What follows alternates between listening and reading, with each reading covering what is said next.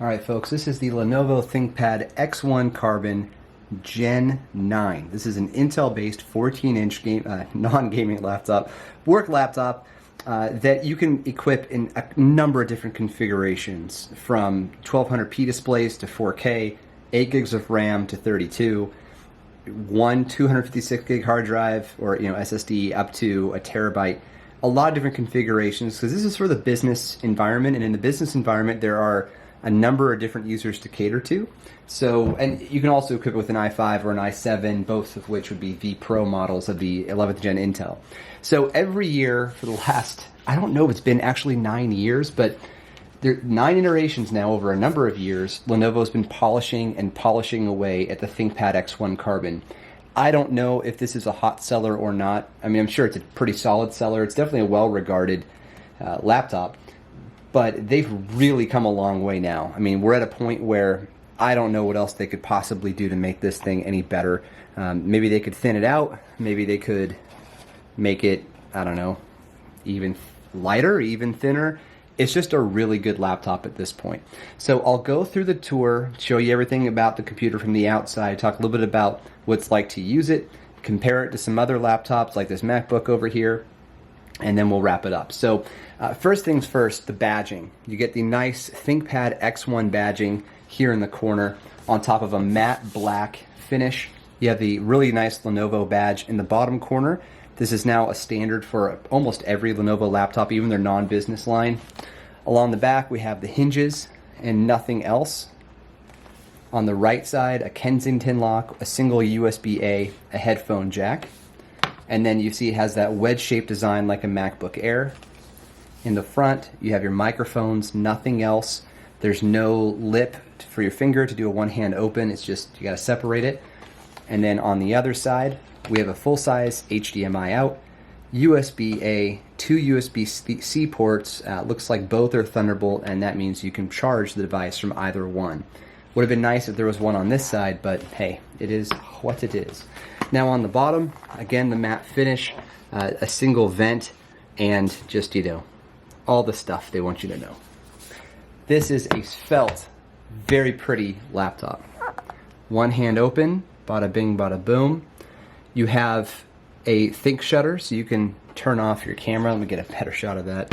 Don't have a great camera here myself. So you can disable the camera with the flip of a switch here. What it does, it puts a piece of black plastic over the camera so that people can't see you if you're worried about your privacy in that regard. You have a wonderful keyboard deck, one of the best keyboards that there are in the business. An excellent trackpad, dedicated mouse 1, 2, and 3 buttons, and a nipple or a track thingy. I think nipple is the official word. It's not, but it should be. Okay. We don't need any tips right now. Thank you. All right. So, using this thing, it's awesome. First of all, it's got a good performance to it. It has a good battery life.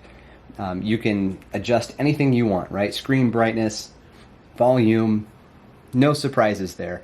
Backlight on the keyboard, no shockers. Fingerprint scanner on the power button. Some of these models have Windows Hello support. There's a lot you can do with this for ease of use. One of the coolest features in this laptop is Lenovo's Privacy Guard. By holding down the function key and pressing D, the screen dims. Now, you probably couldn't tell too much because I have the camera close to dead on the screen, but watch what happens as I tilt. Oh, that's the wrong way. I got the light right there. Watch as I tilt, huh?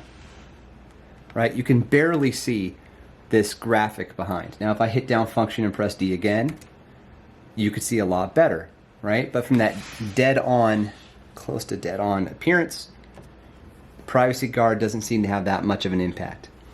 As the name suggests, as the functionality implies, this will allow you to have some privacy across your screen when you're at public areas, right? Cafes, airports, airplanes.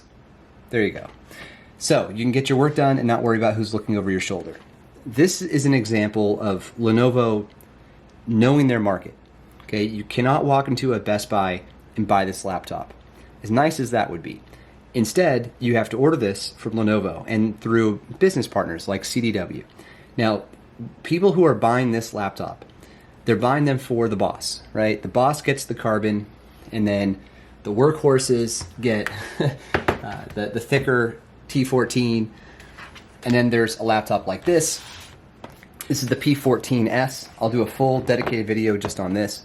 The P14S is a thicker, heavier device, but it has a specific function. It comes with an NVIDIA Quadro GPU. The ThinkPad Carbon comes with the Intel Xe graphics. And what you get from this workhorse on the bottom, this P14, is, with that Quadro GPU, you're doing 3D modeling, right? So it's a very specific type of user, and there aren't many laptops on the market that have that type of graphics card in it. But it's a pretty decent representation of what you can expect from a P14S. It's a little heavier, I think, and maybe a hair thicker too. I said P14S. I meant the T14 series that everybody else gets in the business. So anyway, back to the Carbon. So if you're the boss, if you're somebody who should be given an expensive laptop, this is that laptop. So speaking of expensive, the base model with an i5, 8 gigs of RAM, a 256 gig SSD, right? Like, shouldn't even be sold anymore. This thing starts at $2,300, but it's Lenovo. So even right now, I'm looking at it right here. Check it out. Even right now, you can get it for $1,400 on sale, right? The base model. But even at $1,400 for 8 gigs of RAM, 256 gig SSD, Linux, right? You don't even get Windows on it. That's a lot of money. So if you want to get one that has a solid spec on it, like an i5 with 16 gigs of RAM, a half terabyte SSD, $3,000, or on sale for $1,800 right now. So the prices are just through the roof on these things. And I don't know what to tell you. Like, what's the difference between this and spending $1,000 on a MacBook Air, or in this case right here, $1,200 or $1,100 on sale for the MacBook Pro with an M1 processor? Man, it's really hard to say run out and buy the Lenovo, unless you need some of those business functions and you really want Windows. Like the privacy guard. You're not going to get a privacy guard on a Mac. It's never going to happen. And maybe it will one day, but it's not happening anytime soon. There are no other manufacturers that are putting that technology in their laptops. Lenovo knows their audience, so you got to give them credit for that.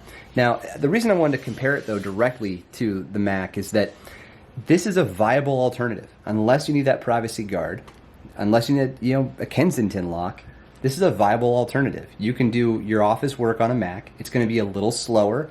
In my experience, the Macs are slower to open the Microsoft Office suites than just about any PC these days. I compared it in a video many months ago to an 11th gen i5, 8 gigs of RAM Ultrabook, and that Ultrabook was like, 40% faster to open up Excel and Word, just not even documents, just blank files, right? It's just way faster.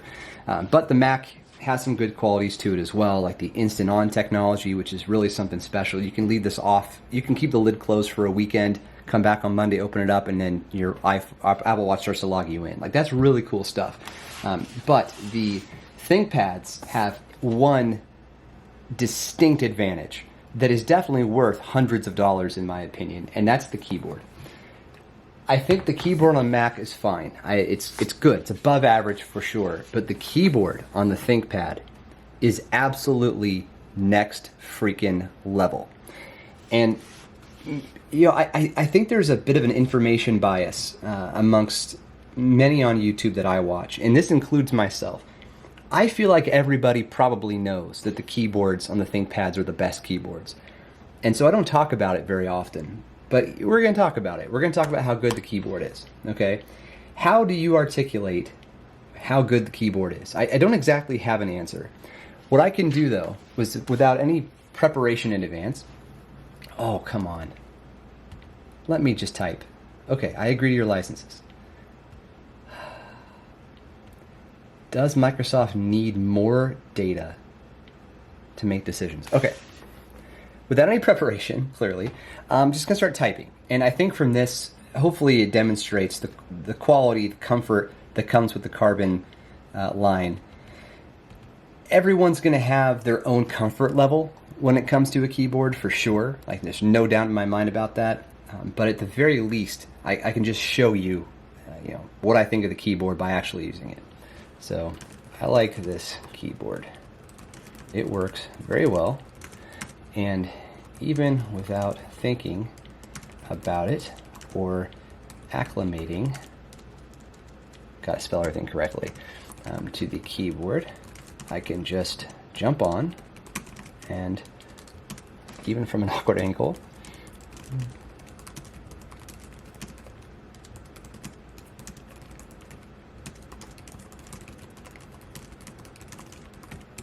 okay, so hopefully that makes an impact for you. I don't know what does. I don't know how to communicate how good a keyboard is.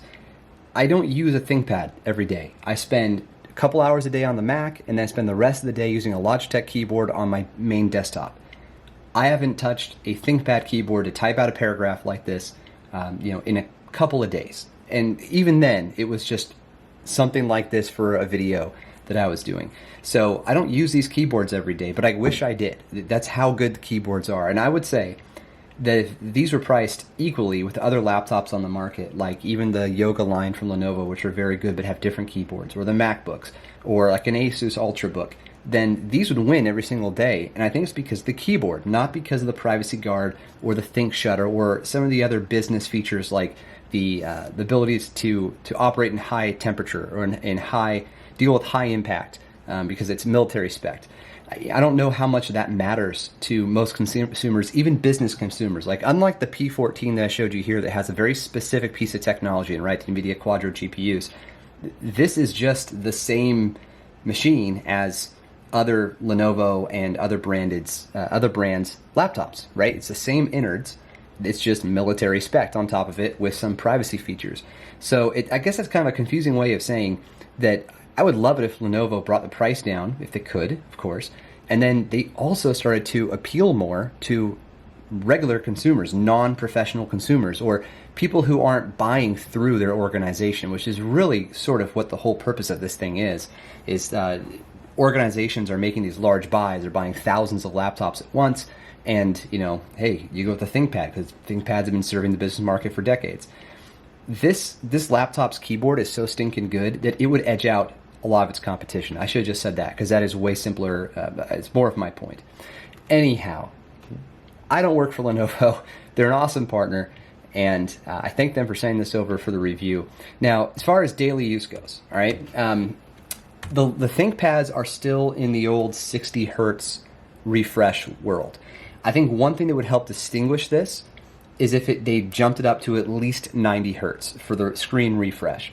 Not for gaming purposes, of course, but although this could probably handle decently some light gaming, but just for the daily use, right, of just like opening a browser, browsing through your list of files, and just trying to use the darn thing every single day, I think if it had a higher refresh, it would just come off a little more polished. Not that it's not a polished device on the outside, but what else would make Windows better? Lenovo can't impact the way Windows has been set up, programmed and being delivered and updated. But one thing they could do is, take advantage of that support for HDR displays, which they do on the upper end models, and high refresh rate, which they could do on any model. Okay, Office use. Obviously, you saw, with the exception of having to accept some terms from Microsoft, opening Office was pretty fast. Do it again. Bam. I mean, that is really fast. That was under 2 seconds. For reference, on the M1 Mac, takes about 5 seconds to open up Microsoft Word and go directly to a blank document. Browsing the web works great. I just got Edge updated, so it's a little off now, but we can take a look at the GWW. Now, battery life on this thing is a solid 10 to 12 hours. That's with the brightness not on max. Right now it's on max to make this easier to view for all of you. But, brightness probably around 30 to 40%, and having the battery in better battery mode. Right now it's in better battery mode. You can go best battery life, maybe squeak out a little bit more time. Right now Windows projects 9.5 hours remaining, and I've been using it for, I don't know, maybe a half an hour between this video and some prep work. So yeah, it's from the last charge, that is. So yeah, I mean, everything runs really well on this for like the typical business environment, the typical business stuff, Excel, Word, Outlook, I didn't, in full transparency, I didn't load Outlook and, tens of thousands of emails onto this, but based on other performance metrics, I'd say this is going to handle it just fine. So I do really like this a lot. I know I kind of went on a tangent about, how they should market this thing and who it should appeal to, but, generally speaking, it doesn't get much better than this guy. This is the Lenovo ThinkPad Carbon X1. It's the 9th generation. I'm not sure what the 10th generation will hold, but so far, this is about as good as it gets for Ultrabooks. Thanks again, Lenovo. Thanks to all of you for watching. We'll catch you on the next one. Cheers.